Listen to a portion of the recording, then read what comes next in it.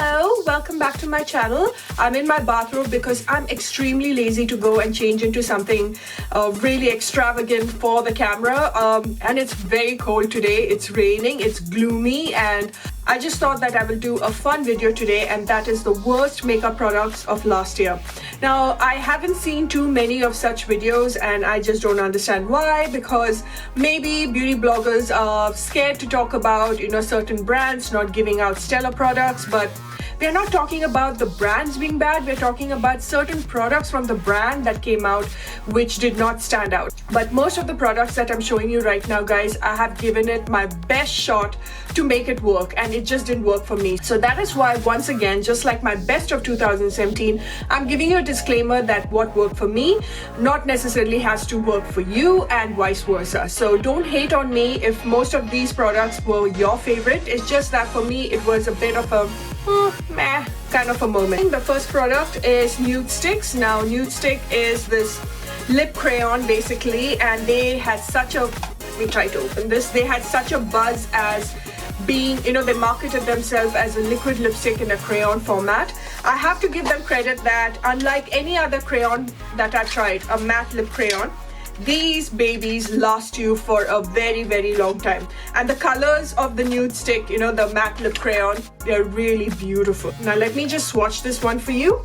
All right, I don't know if you can see that.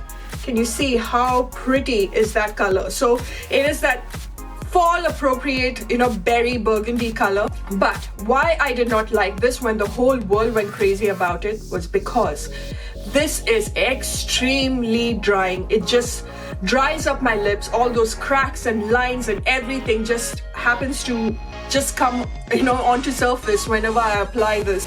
Right now I'm in that zone that it has to be comfortable on my face and on my lips and on my eyes. If it's not comfortable, then you know what, I just don't need to make it work. It's just not a great product for me, and it is pretty expensive. You're talking about $24 or something for a lip pencil, a matte lip crayon. And when you're paying that much, you want it to be really comfortable, not just long lasting. The second one that I wanted to talk about is the Makeup Revolution, and this is the Redemption Palette Acid Brights. Whether you hate them or you don't like them, or you don't like the principles or what they stand for about copying others, some of the quality that you get from Makeup Revolution is really great. Some of the highlighters and so on and so forth. But this palette in particular, please stay away from it, because it has got the worst color payoff, all right? Okay, especially colors like yellow and orange. Look at that. Look at it. Looks so chalky. It looks like they have taken a chalk and they have just powdered it and packed it with some freaking alcohol and put it together. So this definitely is going into the bin. Now, the third palette that I'm about to show you is the Royal Peach palette by Kylie Cosmetics. This is the Kyshadow, and I know this is quite controversial because so many loved it. I know for a fact that when I reviewed it, I was really impressed with it. Now, just hear me out why this went into the dislike category. When I got this, the colors I thought were really lovely, like especially this blue color called Royal. Can you see that? It's really pigmented. There's some eyeshadows that you can really work on, but that time when it was a new package, the metallics, the shimmers like this, they were so good, you guys. I'm talking about something about the superficial layer of it just worked so well. It used to blend really well on the on the eyelids. The difference between that and right now, like especially this one, what is this? And that is what I'm trying to tell you, because this is not a cheap palette, you guys, and that is most of Kylie's products. Basically, her brand has come in the most disappointing product of 2017, because it's overhyped. You're paying so much for it and the quality is really bad. Look at this eyeshadow. When I first got it, it really worked, and it's so deceiving to put a really good quality right on top and then to have really cheap quality right on bottom, because maybe they must have thought, by the time someone digs into it and hits pan and realizes that it's a really bad eyeshadow, we'll have 10 other eyeshadows out and people will forget about it. That is why even her liquid lipsticks have come in the worst category. Okay, now I have 4 of her bestseller shades. Okay, that is Kristen, Candy K, Ginger, and Dolce K. Was it $20 or $29 if I'm not wrong, because it's a lip kit. The lip pencil also, you guys, they're lovely. They're very, very creamy. I love the Kylie lip pencils because that is worth the money. And even with the lip pencils, you have to be extremely careful because sometimes the entire point of the pencil comes out and you have to shove it back in. It's really strange. But these are extremely drying on your lips, okay? The moment it dries down, it just sucks every bit of moisture out of your lips, and all the lines and cracks are great. I mean, they come out. You definitely can see it. These are meant for people who have got lip fillers, you know, where there's no lines, nothing, everything is stuffed. The next product is the Sugar Cosmetics As Nude As It Gets SPF 15 Compact, okay? And I know this is debatable. A lot of you suggested this to me, so basically you must have loved it. There's nothing that comes out of the compact. It's so hard. You need a very strong buffing brush to take the product out, and it just does not mattify my face at all. There's no butteriness to it. It is not finely milled, nothing. When nothing comes out and it is really hard, I just don't understand how this is a compact powder that everyone is praising, because for me, I just did not like it, you guys. It was very, very disappointing. It's slightly expensive as well. So yeah, this came in the disappointing category, sadly, because I love Sugar Cosmetics.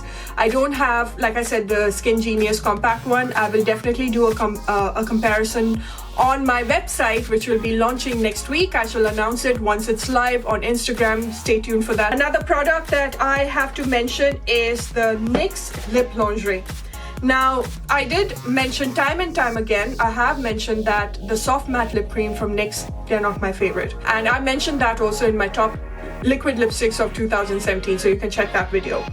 But over here, I prefer the soft matte lip cream to the NYX Lingerie, okay? I got two of their, I think, Seductive and Exotic or something, two of their fastest selling shade. This is Exotic. I'm just going to show you. I'm going to swatch this for you.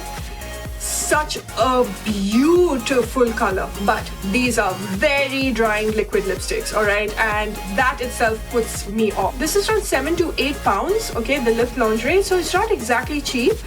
But what's the use of a great color if it's very uncomfortable on your lips, you know? And I don't understand the hype. It's just not worth the hype. So that is why this also made it to the list. The next one is Tanya BURR Cosmetics. Now, I mentioned this even in my monthly favorites. I think November monthly favorites, I mentioned how much I did not enjoy this one. Tanya BURR is a British beauty influencer, and you know, she's very, very well-known, established, I think after Zoella. But the fastest selling one are her liquid lipsticks. So when you go to Superdrug, you're not going to see, you'll see lipstick by the bullets and every lip gloss and all, but you won't see her liquid mattes, all right? And the fastest selling shade is Martha Moo. She dedicated this shade to her beautiful sausage dog, Martha. Just let me show you the color. This color is really pretty. The formula of it is terrible. It's very sticky, it is very patchy and streaky on application. And once applied, it looks really lovely. But as soon as you clamp your lips, even after 5 minutes and 10 minutes of drying, it separates. And I can't understand how is this so overhyped, and I can't understand how is it always sold out. I love Body Shop in general. I think they're amazing. I love their vitamin E. I love their chamomile butter. The cleansing butter are one of the best. But their vitamin C range, I picked up a couple of them. I picked up the vitamin C, the matte gel, like almost like a gel format for oily skin. And I even picked up their vitamin C serum, and they are really terrible. They didn't do anything for my skin. They didn't make any difference. Okay, this is supposed to brighten because that's what vitamin C does.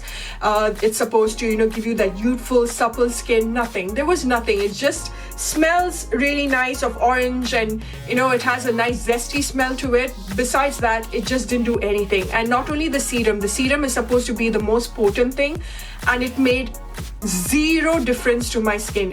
In fact, the vitamin C range in general, I don't think I will be buying or investing my money on it anymore. The next product is the Micellar Cleansing Milk, and this is from Sephora.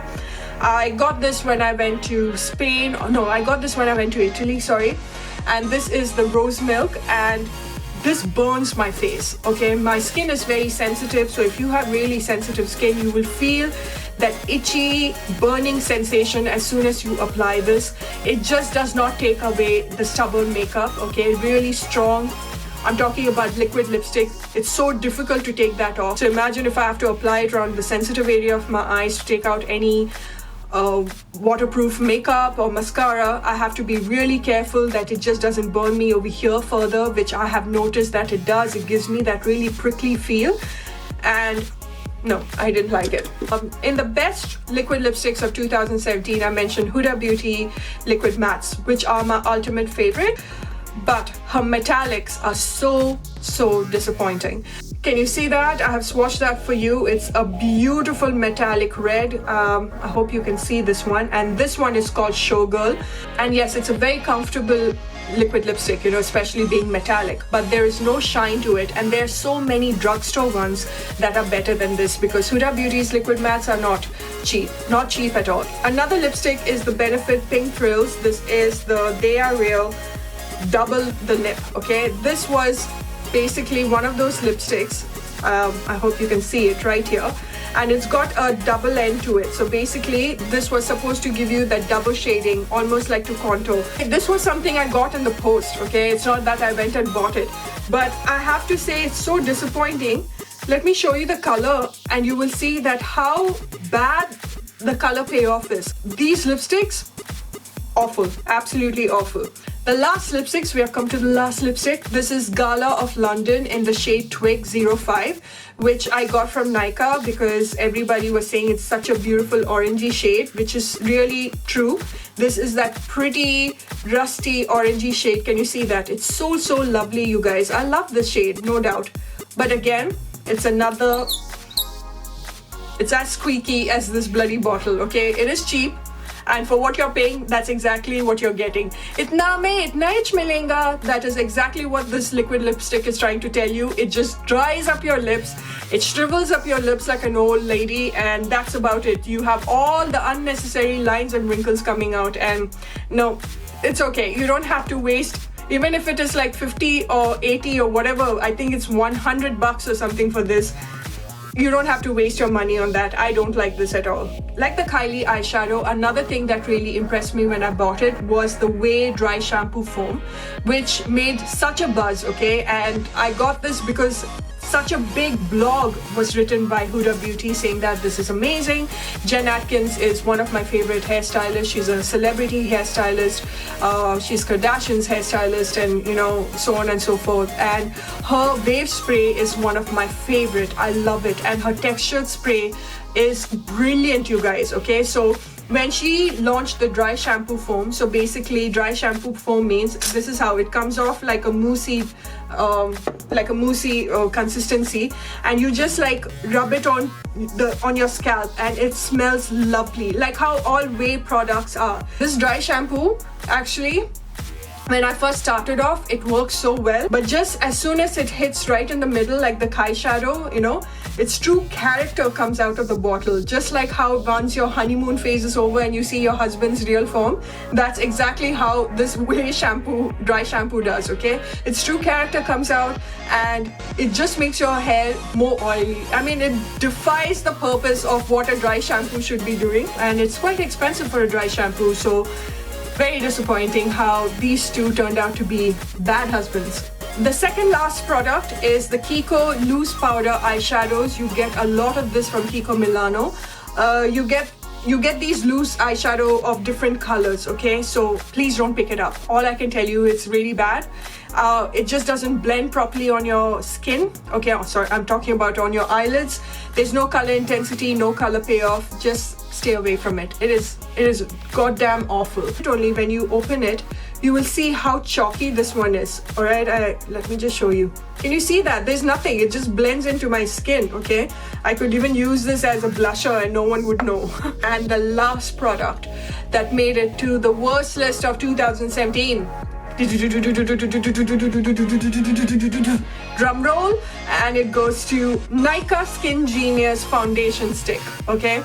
Some say concealer, some say foundation stick, some say contour stick.